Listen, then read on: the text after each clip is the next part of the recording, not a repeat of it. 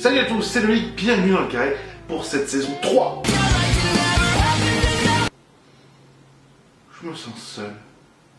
Hermance Bloom, directrice des WPT pour l'Europe, nous fait le plaisir de répondre à mes questions.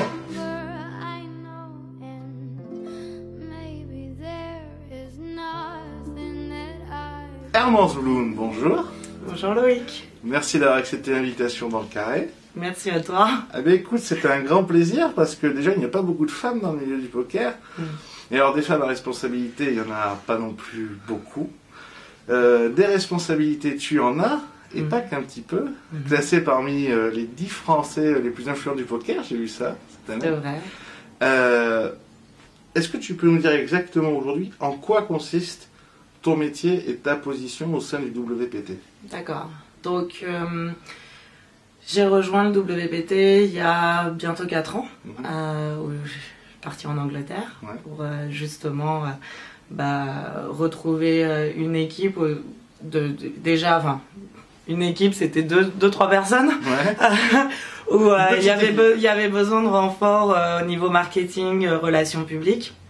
Et en fait, très rapidement, les choses ont vite migré vers la négociation de contrats, la prise en charge du réseau WPT National France. Et de fil en aiguille, ça s'est intensifié. Mon directeur de l'époque, Neil Barrett, a vu en moi beaucoup de potentiel, j'imagine, qui était partagé par les dirigeants américains, notamment Adam Pliska, qui est notre président, qui ressemble à Barack Obama. Et donc, c'est l'année dernière que j'ai été nominé General Manager pour le WPT en Europe. Donc, ça veut dire qu'aujourd'hui, tu t'occupes de tout l'ensemble du WPT en Europe? Voilà, c'est ça. Donc, je suis le point de contact pour toutes les négociations, l'expansion du tour, le business development, la stratégie d'expansion du tour de l'Europe de l'Ouest, France, Italie, etc., jusqu'à l'Europe de l'Est, où on pousse même jusqu'au Kazakhstan. Voilà. Donc, aujourd'hui, comment se porte pour toi le marché du poker, en général, le marché du poker live pour toi? Le live se porte bien, très bien. On a tous les voyants au vert de notre côté.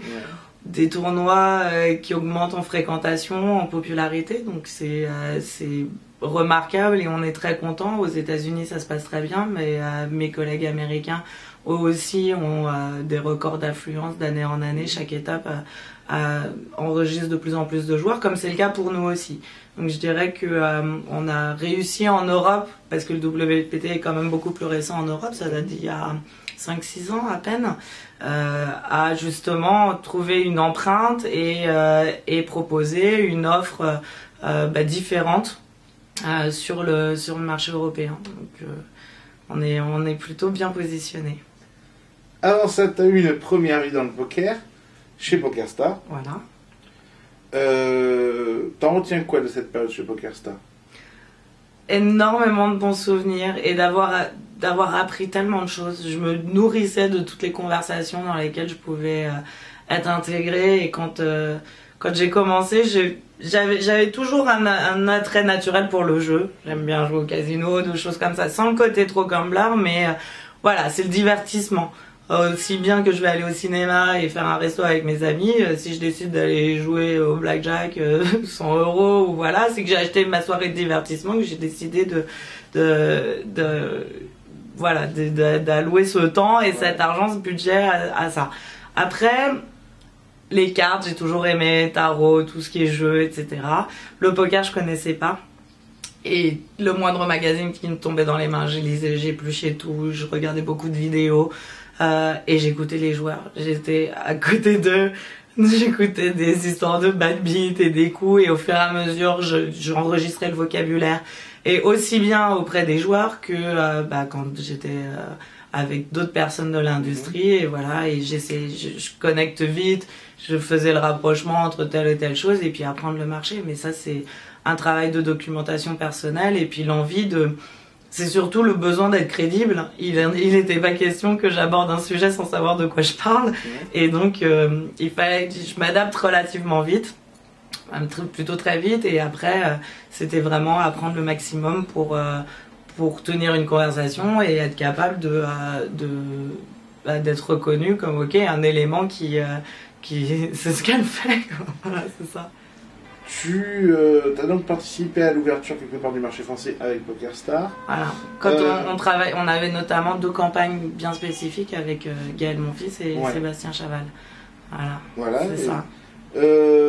Bon, quelques années plus tard, c'est un peu compliqué le marché français.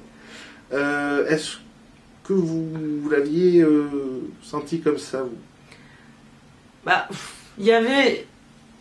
Quand on observe le marché français, bon après c'est vrai que le taux de taxation, etc. est pas favorable. Et il était vraiment plus que probable que ce soit seuls les gros qui restent, parce que c'est souvent comme ça. Malheureusement, il y a toujours une tendance à tuer la poule aux œufs d'or, comme je te disais, qui fait que c'est malheureux, parce que finalement ça pourrait générer des revenus, des embauches, etc. Et puis on fait face justement à des gens qui ont une vision différente, donc c'est jamais facile. Et je dirais que désormais il y a une baisse générale sur les marchés qui observent une certaine maturité, parce que le poker c'est le boom, en tout cas tout ce qui est marchés occidentaux, je vais appeler comme ça, a eu lieu. Donc on est sur une dynamique qui est plutôt constante, alors que quand on s'intéresse à des nouveaux marchés comme la Géorgie, le Kazakhstan ou pour penser plus loin, la Russie, toutes ces choses-là, tous ces joueurs-là, on est sur justement une tendance beaucoup plus exponentielle, où on retrouve cette dynamique vraiment d'excitation et de nouveau, voilà, donc c'est ça qui est grisant aussi. Finalement, j'ai le droit de toujours travailler sur des marchés qui me tiennent à cœur, où j'ai commencé, notamment en France, et puis aussi d'apporter le poker ailleurs et de l'amener à d'autres gens qui sont curieux de découvrir ce que c'est que cette discipline, et de trouver un nouveau mode de divertissement. C'est aussi ça. Est-ce que c'est compliqué de travailler comme ça avec ces nouveaux pays? On pense aux anciens pays du URSS, etc. On se fait toujours une montagne de ça, surtout nous, France, etc. Il y a beaucoup d'a priori. Alors, est-ce que... Mais ils sont pas justifiés. Ils sont pas justifiés parce que je suis amenée à voyager énormément. Et quand je leur dis, j'ai Georgia. Ils me disent, Georgia, the country? Yes. Oui. Et non, c'est beaucoup d'idées reçues. C'est des pays qui sont modernes, où on se sent bien, extrêmement hospitalier, où les gens sont heureux de nous accueillir. Quand j'ai fait la conférence de presse pour le premier tournoi qui va arriver dans une semaine, 10-15 jours, en Géorgie, c'était un enthousiasme local incroyable. J'ai pas vu une forêt de micros et de caméras comme ça depuis le tournoi de charité que j'avais fait avec PokerStars à Monte-Carlo en 2009. Et ça parce que c'est un véritable événement. Et à 3h de l'après-midi, on était déjà sur tous les news reports des télés nationales pour dire que le World Poker Tour arrivait à Tbilissi et que c'était un événement marquant. Donc non, c'est pas du tout ce qu'on imagine. Et notre tournoi au Kazakhstan sont dans des infrastructures extrêmement luxueuses, où il y a beaucoup d'argent. C'est un pays qui est très intéressant, puisqu'il va réunir des joueurs de Chine, des joueurs de Russie, etc. Donc il faut toujours penser que finalement il y a des gens comme nous ailleurs. Et puis on a de la chance d'être né où on est, quand on peut observer les conditions de vie dans d'autres pays, etc. Mais quand il en vient à la sélection de nos partenaires sur d'autres marchés, c'est aussi parce qu'ils représentent un intérêt, une stratégie aussi géographique, parce qu'ils vont être frontaliers de X ou autre pays, et que ça va ramener justement un flux de joueurs pour tel ou tel autre marché. Est-ce que des fois, comme ça, tu envisages d'abandonner certains marchés? Parce qu'on parle toujours des marchés florissants, mais est-ce qu'il y a des marchés qu'on abandonne? Oui, c'est dur. Quand on abandonne un marché, nous, on a une dynamique avec le WPT, donc le business model est concentré autour d'un casino et d'un sponsor. Et il y a un marché qui s'est avéré de plus en plus difficile, c'est l'Espagne, où malheureusement, les conditions économiques, etc., font que finalement, c'est compliqué de trouver une rentabilité, même pour les casinos, c'est aussi ça. Maintenant, Barcelone aimerait bien qu'on revienne au casino. Pour le moment, ça répond pas à la stratégie du groupe bwin Party, puisque le World Poker Tour appartient au groupe bwin Party. Donc, on est aussi acteur et porteur soutien d'une stratégie online. Et c'est ça qui fait que on va sélectionner tel ou tel marché, parce que finalement, ça a un sens pour le sponsor d'avoir une présence là ou de créer un précédent. Si on est dans ce pays-là, c'est pour parler à tel ou tel joueur. Et quand ce prochain marché va ouvrir, on aura déjà une existence et un produit présent. Donc c'est ça. Quand après, d'un point de vue live, il y a peut-être des étapes qui sont peut-être moins nécessaires que d'autres, et du coup on peut revoir un peu la stratégie. Et c'est aussi ça qui est intéressant dans mon travail, c'est que au fur et à mesure des années, tu peux établir les tournois particuliers qui ont du sens, ceux qui montent en puissance, et puis t'as toujours de nouveaux arrivants, donc parfois on va en remplacer un autre, ça arrive. La particularité du live, c'est qu'il y a toujours des points, on va dire, de discussion. Il y a le payout, il y a le nombre de places payées, la tricherie aussi parfois. Alors on va commencer par la tricherie. On a malheureusement connu en France ou ailleurs des tournois où il y a eu ce genre de problème. Comment vous, sur le WPT, vous assurez justement qu'il n'y ait pas ce genre de problème-là? Ouais, c'est déjà beaucoup de chance qu'on n'ait pas déploré un incident de cette sorte-là. Je pense qu'on fait appel à des gens très intègres, professionnels, qui ont l'envie de bien faire, qui ont le goût du travail bien fait, et qui veillent à ce que les conditions de jeu soient équitables, et que les casinos partenaires nous font confiance aussi pour amener un directeur de tournoi qui est extrêmement compétent, qui connaît les règles des TDA sur le bout des doigts. Et puis c'est aussi le travail des croupiers, qui sont vigilants, qui sont non seulement rapides et extrêmement professionnels, mais qui ont aussi l'œil et qui observent si quelque chose était anormal. Après, nous, on n'est pas organisateur de tournois, on peut avoir valeur de conseil, de recommandation, s'il y a des éléments qui nous paraissent, qui représentent un danger sur le circuit, le casino va conseiller à cette personne de s'orienter sur une autre destination ou un autre tournoi. Mais c'est la décision d'accepter de recevoir un joueur, finalement, revient au casino. C'est eux qui ont autorité et légalement qui peuvent se positionner. Le payout et le nombre de places payées dans un tournoi. Ouais. Débat éternel sur est-ce qu'on lisse, est-ce qu'on paye 10%, 12%, 15%, 30%, 50%.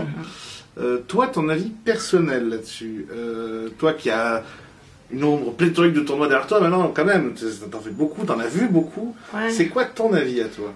C'est bien que tu le mentionnes, parce que quand le buzz a commencé il y a plus de 3 ans maintenant, avec Philippe, qui était à l'origine de son coup de gueule, et il a eu tout à fait raison.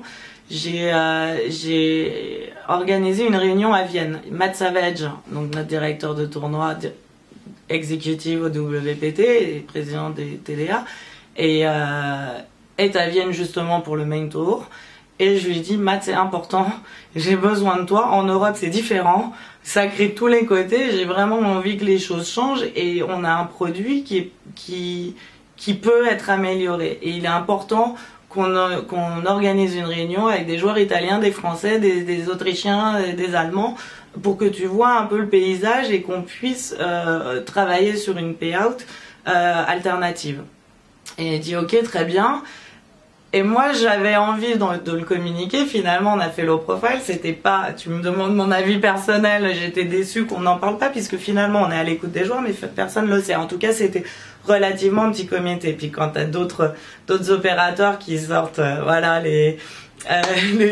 comment dire, les clairons, etc., et qui te le disent, bon, bah, on s'en est occupé avant, mais c'est pas grave. L'important, c'est que finalement, le problème était adressé et on est arrivé avec une solution et une payout qui était beaucoup plus lissée. Donc, moins sur les premières places et assurer le double du buy-in sur les tout premiers payouts d'ITM.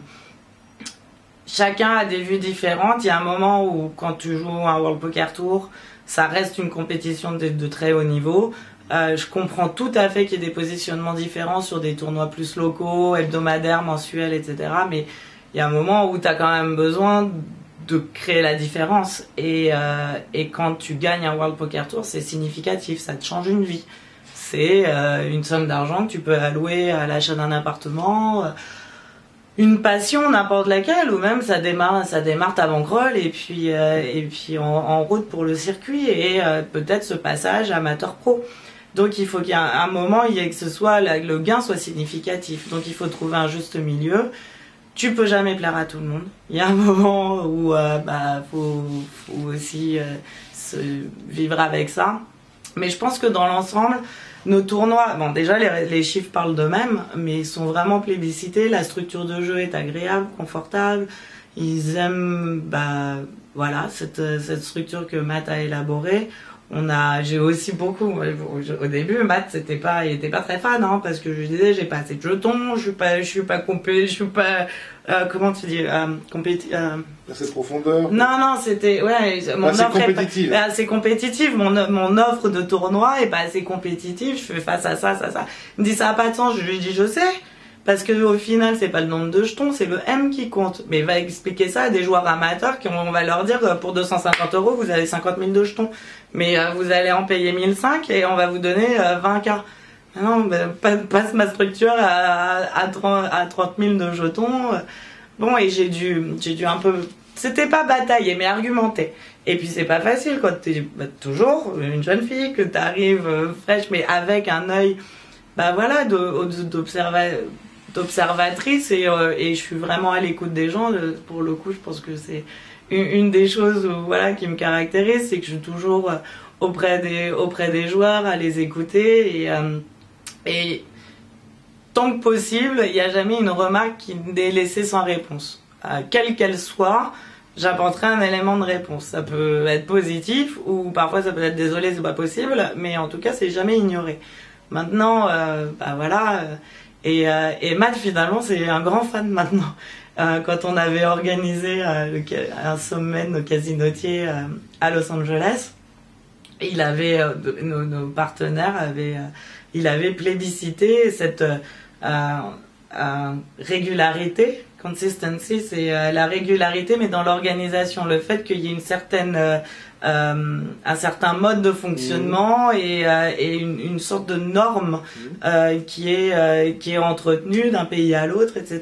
Et ça, il l'avait vraiment souligné, apprécié. Donc voilà, ça se passe bien, mais il y a de temps en temps, c'est le côté délégué de classe, ce que je te disais. Voilà, tu vas te manifester pour les autres, aller prendre la parole, parfois prendre les foudres aussi, parce que c'est ça aussi, un des côtés, c'est pas négatif, parce que après, on s'adapte, mais c'est, quand t'as un problème avec le sponsor ou quoi que ce soit, ils viennent trouver qui, toi? Parce que t'es sur le terrain, en phase 2, et tu fais service après-vente, service client, service j'écoute, voilà, tu vois, c'est ça. Tu as fait quelque chose qui est quand même assez rare, c'est qu'aujourd'hui, tu incarnes le WPT, du moins en Europe. Alors, Cléopâtre avait son nez, tu as ta voix. Ah, c'est ça. Tu as ta personnalité. Aussi, pour ceux qui te connaissent, ne serait-ce qu'un peu, t'es extrêmement jovial, extrêmement accessible. Comment t'expliques justement le fait d'avoir réussi à incarner une marque qui est quand même extrêmement forte à la base? C'est quoi le plus d'Hermance? Le plus produit. Le plus produit. À la fiche technique. Allez, bon. Attends, il va me falloir mon anti-sèche là parce que je suis collée. Le petit secret. Et tu vois, je pense que je travaille avec le cœur et avec ma personnalité. C'est moi qu'on voit. C'est pas. Alors, je pense que j'ai grandi en expérience, voilà, pour prendre de recul, être moins passionnée. Le fait de vivre à l'étranger aussi, de m'abreuver de tous les gens que je rencontre avec des caractères différents, ça aide énormément à constituer ta personnalité. Mais il y a une nature, voilà, où j'aime aller vers les autres. Extravertie, je prends la parole pour les autres. J'étais déléguée de classe, je donnais des cours de rattrapage, enfin des choses comme ça, tu vois. Et c'est pour ça, ce côté accessible, c'est très important. C'est juste, voilà, ma nature. Ensuite, le fait de représenter la marque, je crois que c'est conditionné par la personne et j'ai jamais cherché à en arriver là, mais c'est vrai que pour PokerStars, je m'étais un peu aussi retrouvée dans cette position, puisqu'il y avait en l'occurrence personne sur le marché français, puis t'en viens à t'occuper des qualifiés, donc tu deviens leur interlocutrice. C'est ça, ils mettent un visage. Chez PokerStars, il y avait encore rien. WPT, ça existait déjà depuis quand même un certain moment. Pas en Europe. Non. Ouais, pas en Europe, ça existait dans le monde, mais pas en Europe. C'est arrivé après. C'est ça ton secret, c'est qu'il fait que des premières fois en fait.